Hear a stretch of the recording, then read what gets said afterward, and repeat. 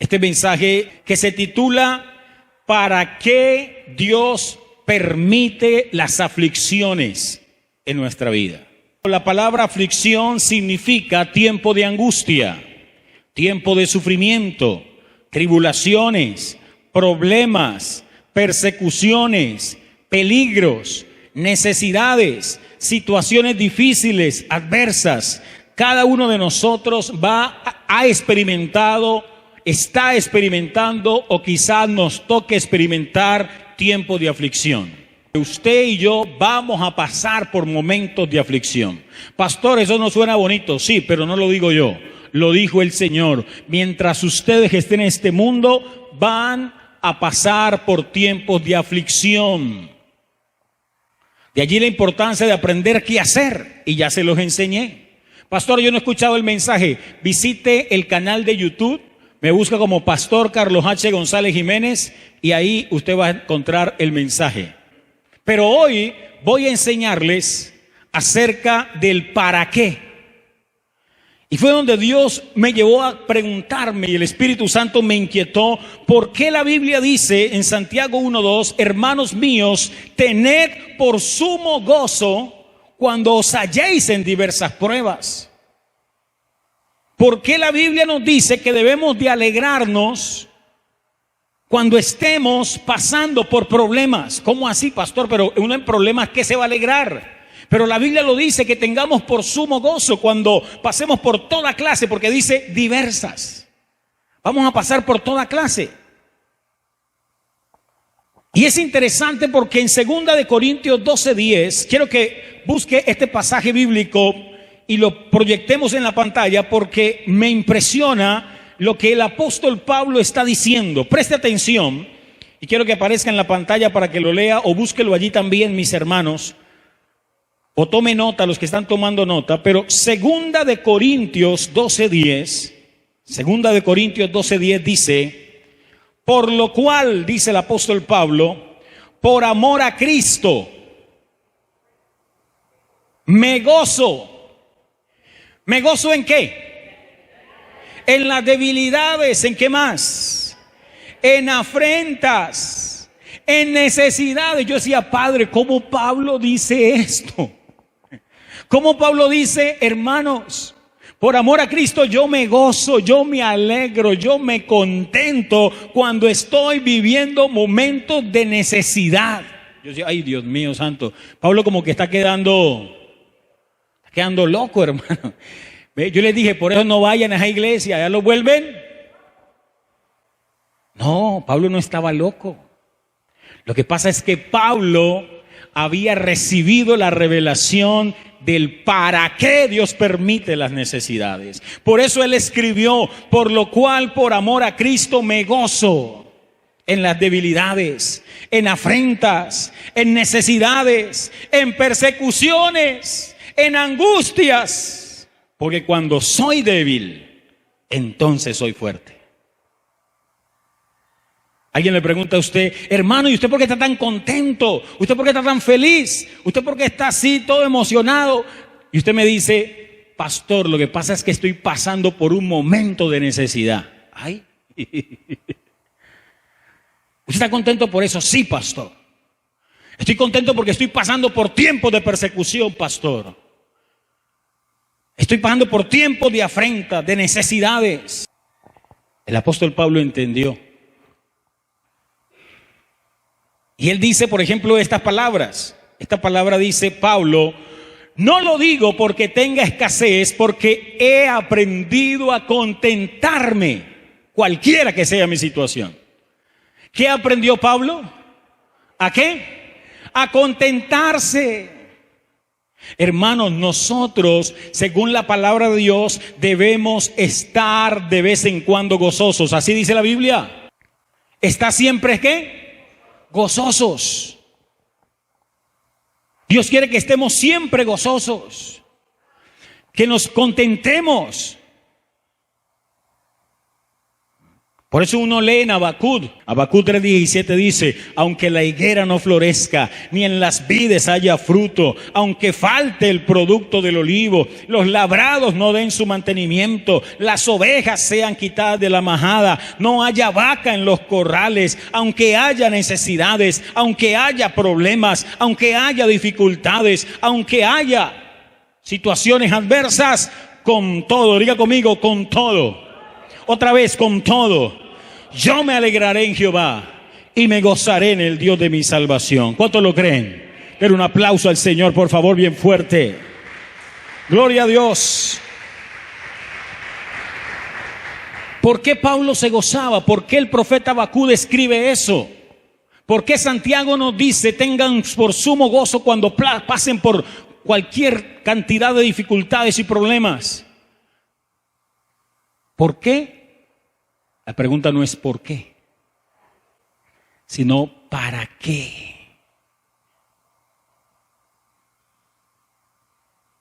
Cuando usted recibe la revelación del para qué, usted se va a alegrar, hermano. Usted se va a gozar. Esta palabra a mí me ha bendecido muchísimo. En este momento, yo no estoy viviendo un tiempo de aflicción, pero no sé si lo vivo mañana.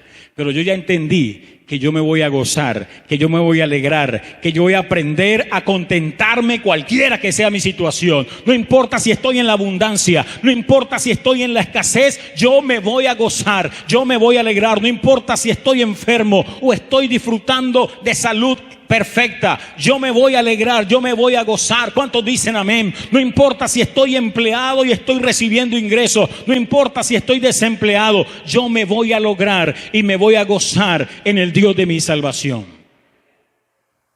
Amén, hermanos. Pero usted tiene que entender la diferencia entre el por qué y el para qué.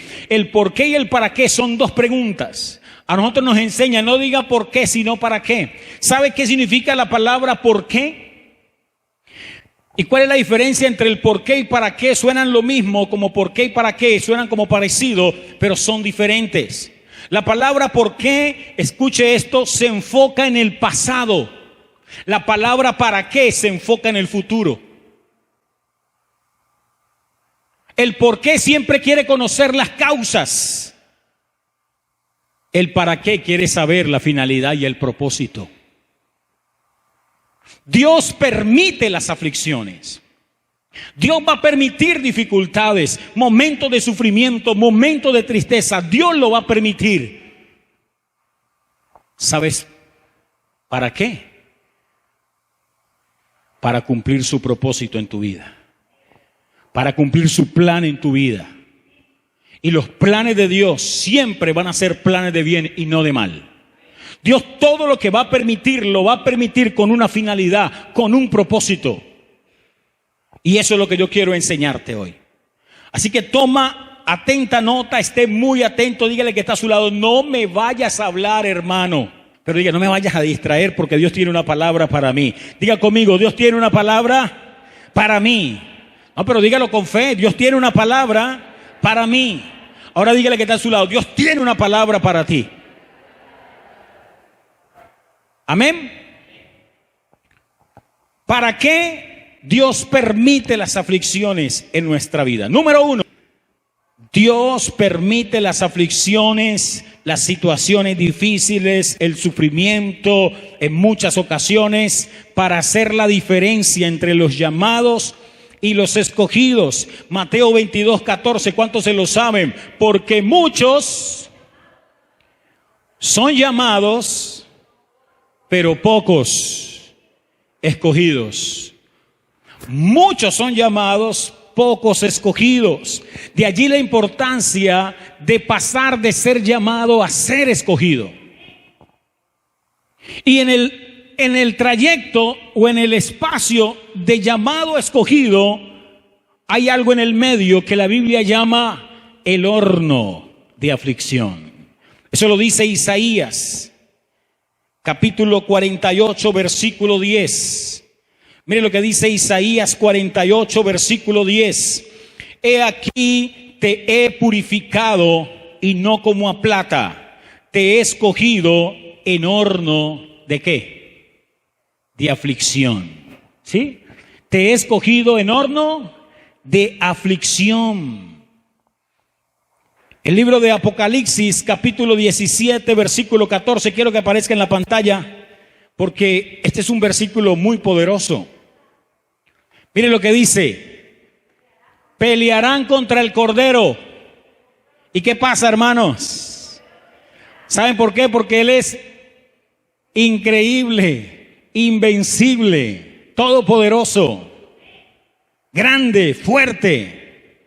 Pelearán contra el Cordero y el Cordero los vencerá, porque Él es Señor de señores y Rey de reyes. Y ojo con la última parte, porque esto es lo que yo quiero que usted note hoy. Y los que están con Él son, ¿qué, hermanos? Son llamados, elegidos y fieles. Repita conmigo: llamados, elegidos y fieles. Los que están con el Señor son los que Él ha llamado, los que Él ha escogido y los que han permanecido fieles. ¿Por qué es muy importante que entendamos esto? El Señor Jesucristo, explicando acerca de la semilla que cayó en pedregales, dijo lo siguiente: el que fue sembrado en pedregales, este es el que oye la palabra y al momento la recibe con gozo. Se alegra porque recibió la palabra. Pero dice el versículo 21 en Mateo 13: pero no tiene raíz en sí, sino que es de corta duración. Pues al venir la aflicción, al venir el problema, al venir el sufrimiento o la persecución por causa de la palabra, luego tropieza.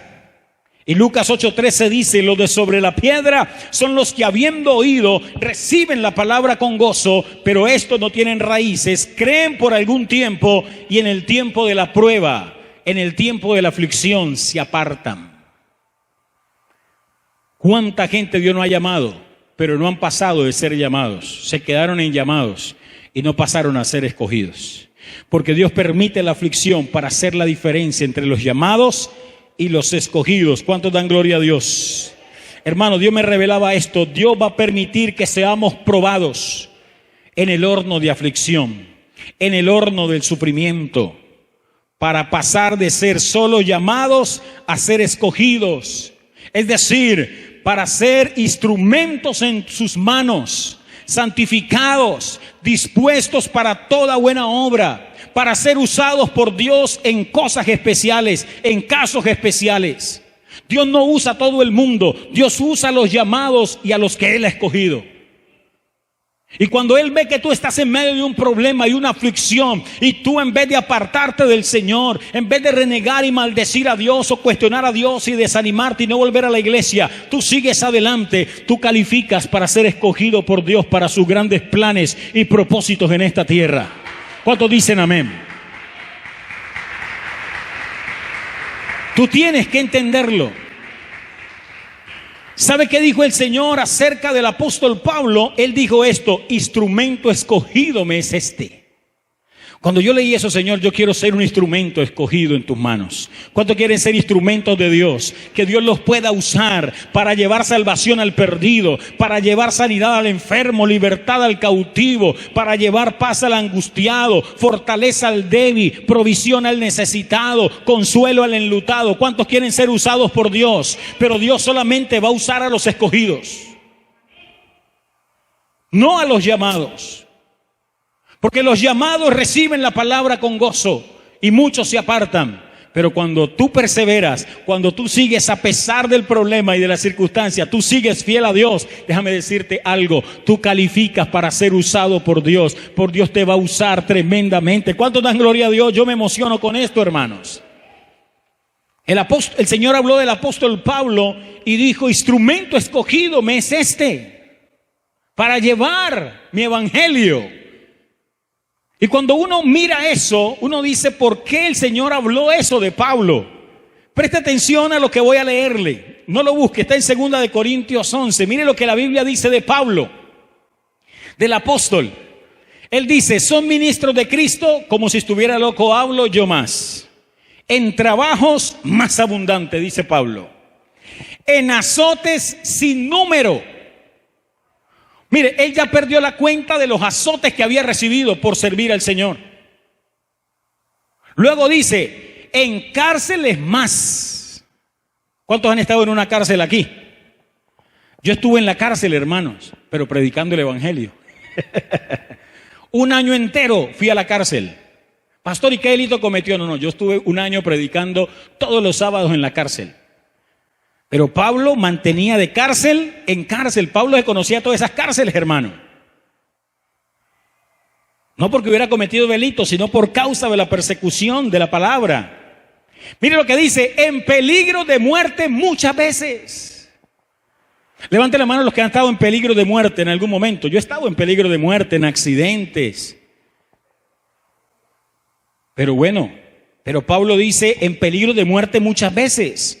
Mire lo que dice, de los judíos 5 veces he recibido 40 azotes menos 1. ¿Alguien me puede hacer la multiplicación? 5 por 39, ¿cuántos azotes recibió? 195 azotes de los judíos recibió. ¿Cuántos azotes usted ha recibido por servir al Señor? Yo no he recibido ni uno, hermano. Nada. Pablo recibió todo eso. Mire lo que dice, 3 veces he sido azotado con varas.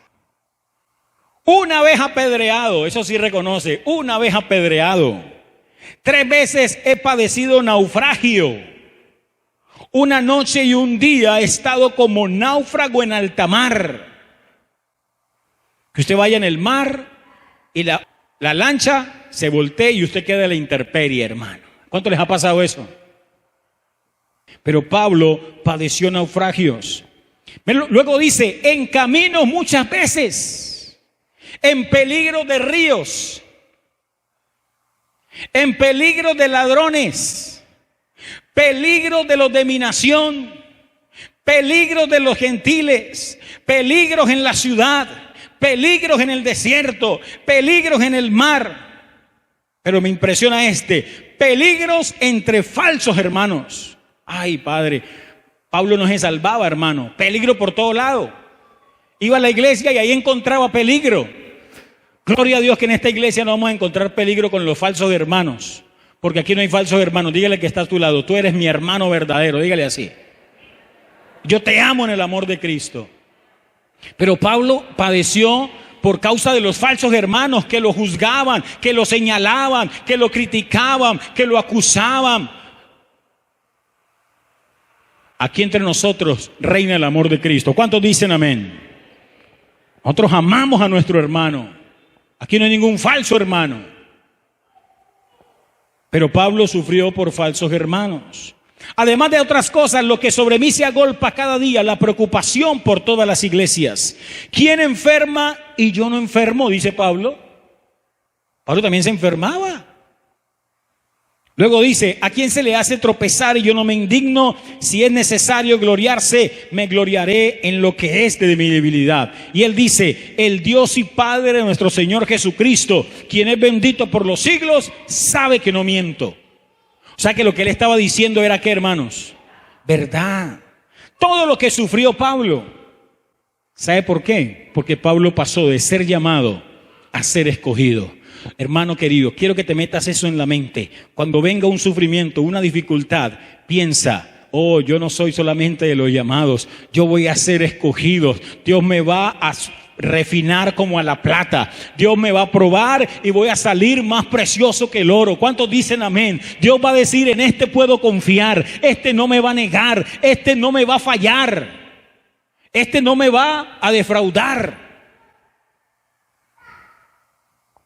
Pero es interesante. Yo le dije ahora que los que están con el Cordero tienen 3 características. A ver, si se acuerda, ¿cuáles son? Llamados, elegidos y fieles. Y Pablo fue llamado, fue escogido, pero mire, permaneció fiel. Él dijo esto en 2 Timoteo 4:6, unos días antes de su martirio, porque si usted no sabía, Pablo murió decapitado. El emperador romano Nerón, a eso del año 54, 64 después de Cristo, no tengo la fecha exacta, pero el emperador romano Nerón lo mandó a decapitar a Pablo. Estaba encarcelado y unos días antes él escribe esto: porque yo ya estoy para ser sacrificado, el tiempo de mi partida está cercano. He peleado la buena batalla, he acabado la carrera, he guardado la fe. Por lo demás me está guardada la corona de justicia, la cual me dará el Señor juez justo en aquel día, y no solo a mí, sino también a todos los que aman su venida.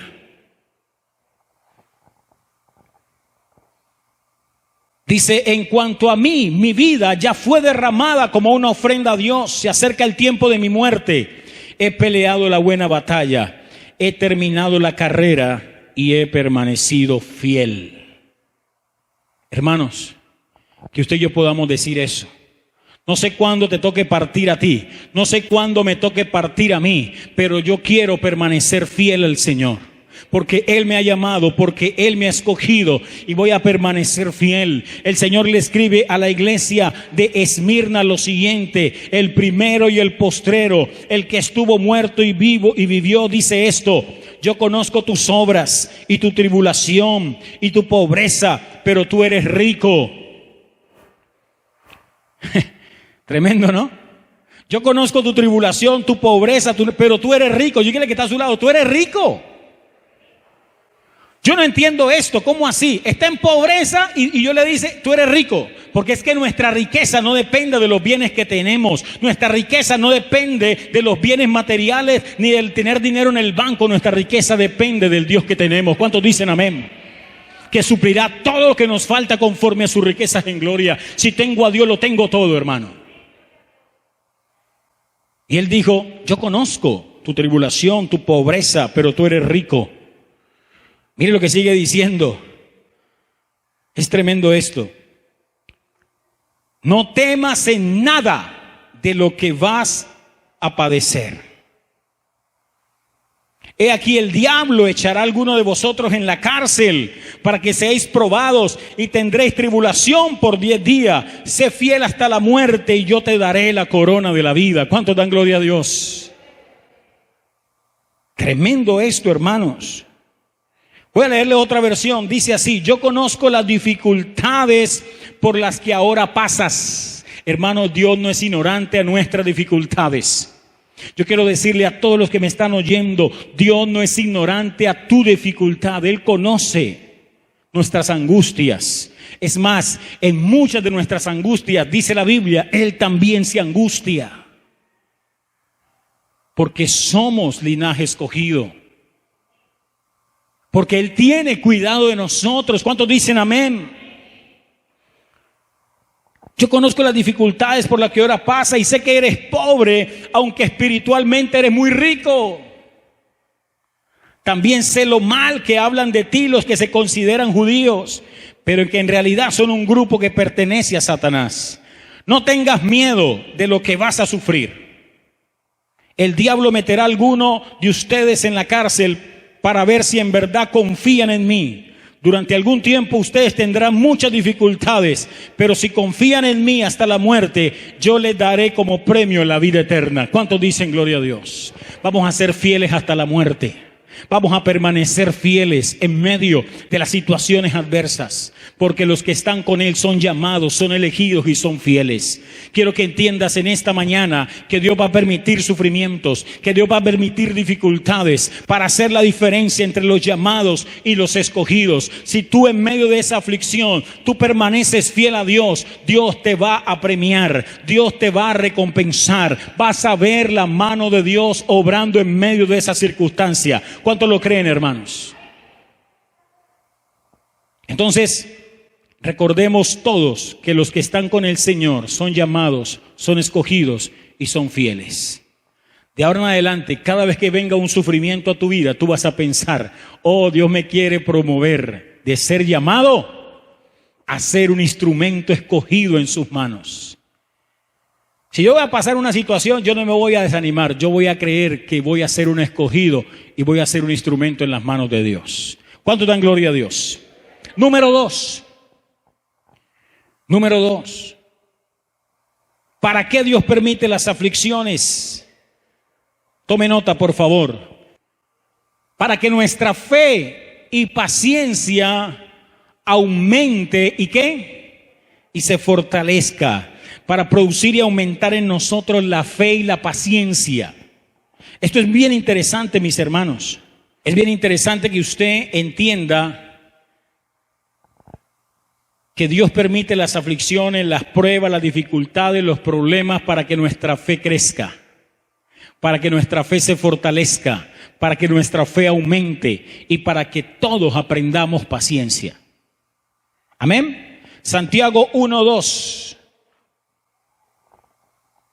Dice la Biblia: hermanos míos, tened por sumo gozo cuando os halléis en diversas pruebas, sabiendo que la prueba de vuestra fe produce paciencia. Mas tenga la paciencia su obra completa, para que seáis perfectos y cabales, sin que os falte cosa alguna. ¿Qué le dijeron los discípulos al Señor? Aumentanos. ¿Acuerda cuando ellos dijeron aumentanos la fe? ¿Y qué les dijo el Señor? Si tuvieran fe como un grano de mostaza, dando a entender que la fe es como una semilla que especialmente tiene que crecer. ¿Y sabe dónde crece mejor la fe? La semilla de la fe, en los terrenos escabrosos, en los terrenos adversos. Ahí es donde realmente crece la fe. Dios hace que nuestra fe crezca por medio de permitir que pasemos por toda clase de dificultades, problemas, tribulaciones, sufrimientos, aflicciones, porque a través de esas circunstancias, tanto la fe como la paciencia alcanzan su máximo desarrollo. Y es tremendo esto, mire lo que Dios revela acá. Y uno queda firme de carácter, perfecto, cabal, capaz de afrontar cualquier situación. Uno se fortalece con las tribulaciones. Porque si tú estás en medio de un problema y tú lo enfrentas y tú lo vences, tu fe se va a fortalecer, tu fe va a crecer, y de ahí en adelante los problemas que se vengan no te van a quedar grandes. Ningún problema te quedará grande. Tendremos la fortaleza, la constancia, la perseverancia para poder soportar, afrontar y vencer cualquier problema en el nombre de nuestro Señor Jesucristo. ¿Cuántos dicen amén? De esta manera usted y yo podemos decir confiadamente: todo lo puedo en Cristo que me fortalece. Vamos, repita conmigo: todo lo puedo en Cristo que me fortalece. Cuando tú estás viviendo esa aflicción y tú la superas, tú la vences, tú la soportas, permaneces fiel, sigues adelante, tú la vas a superar. Y cuando venga otro problemita por ahí, tú te vas a decir a ese problema, tú le vas a decir lo siguiente: ¿quién es este incircunciso que ha retado al Dios de los escuadrones de Israel? Este a mí no me va a hacer nada. Este problemita, mi Dios es más grande. Amén. Como dice el famoso dicho: no le digas a Dios el problema tan grande que tienes, dile al problema, dile a tu problema el Dios tan grande que tú crees. Hermanos, no huyamos ni nos amedrentemos frente a los problemas. Afrontémoslo para que la fe crezca y se desarrolle, la paciencia, y tengamos la fortaleza interior por el poder del Espíritu Santo, para que podamos salir victoriosos en medio de cualquier adversidad que nos toque pasar. Yo quiero hoy animarte para que en medio de las pruebas y dificultades difíciles que tengamos que afrontar, nosotros nos fortalezcamos en Dios. Porque es que cuando viene el problema, o la fe se debilita o la fe se fortalece.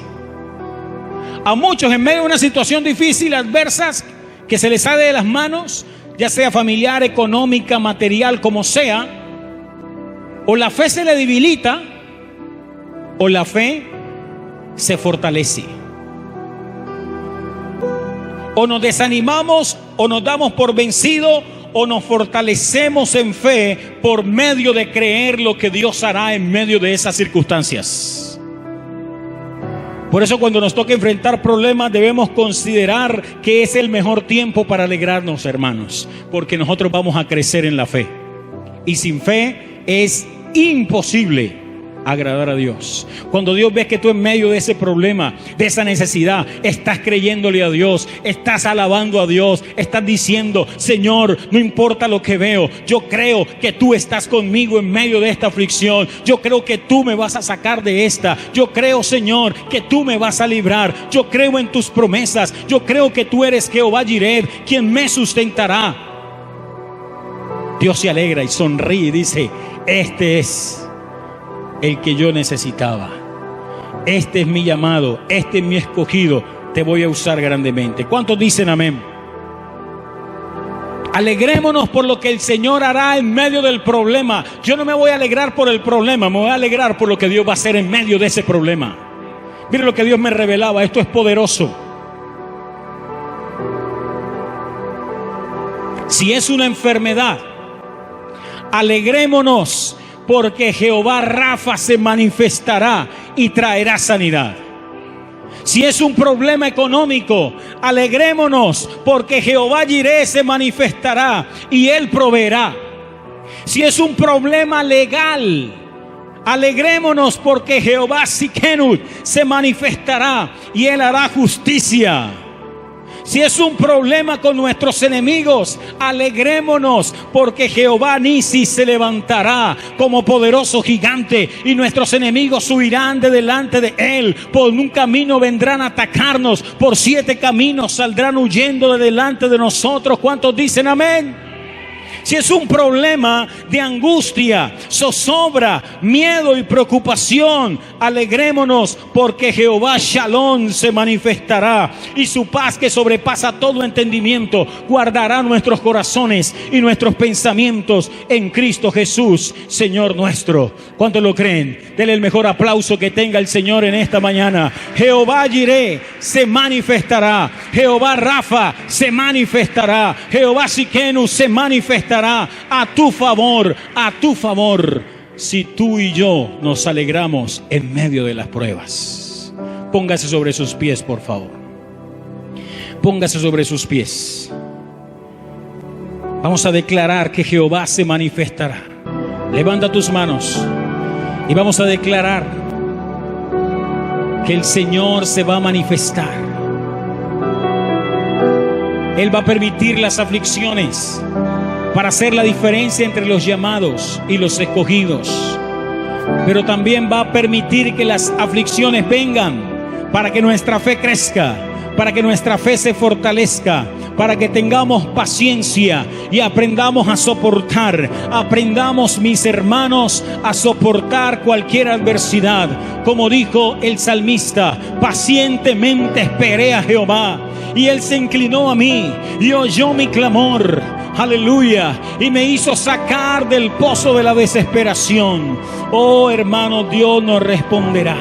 Dios se manifestará. Levanta tus manos y declaremos: Jehová se manifestará, Yahvé se manifestará, Jehová Nisi se manifestará, Jehová Rafa se manifestará, en el nombre poderoso de Cristo. Levanta tus manos y vamos a declararlo.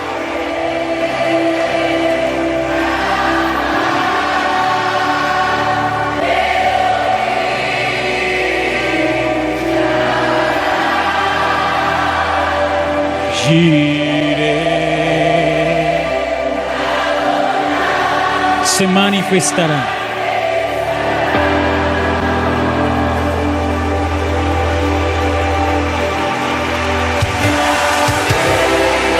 Levanta tus manos. Elohim Shaddai Jireh Adonai se manifestará.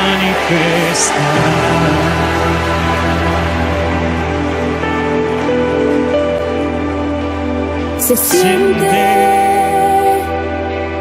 tu gloria en este lugar.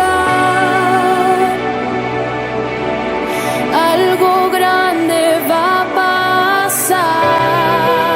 Declaramos que se activa lo sobrenatural hoy. Lo sobrenatural.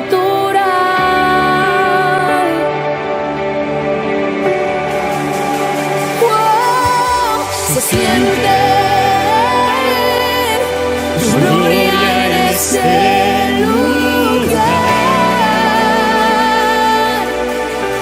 Algo grande va a pasar.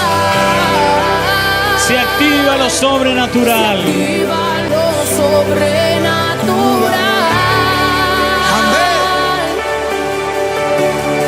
Yahweh, Yahweh, Rafa, Elohim, Elohim, Shaddai, Jireh, Adonai se manifestará.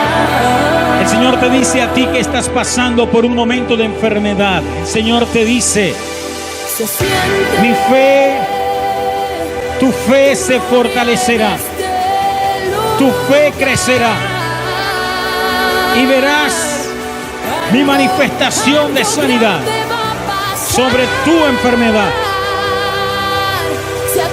Yo he permitido esa enfermedad para manifestar mi poder sanador.